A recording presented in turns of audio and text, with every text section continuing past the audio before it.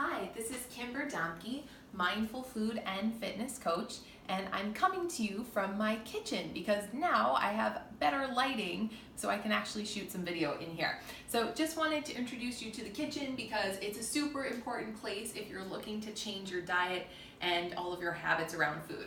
Just wanted to share with you that cooking does not have to be difficult, it does not have to be time consuming. I have in the refrigerator a ton of things that are simply microwavable. So some of my favorite things are Trader Joe's fresh cut and bagged and washed vegetables. So something like this, literally I spend 1 minute of prep on it. I just get the bag, cut it open, toss half of it in a bowl, microwave 90 seconds to 2 minutes, sprinkle with olive oil, maybe some spices.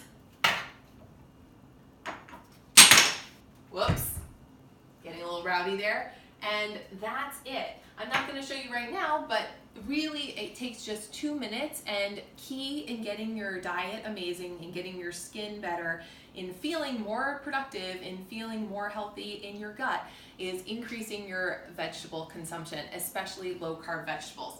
So that's it for today. Thank you for watching, and I look forward to showing you a little bit more action in the kitchen soon. Ciao for now.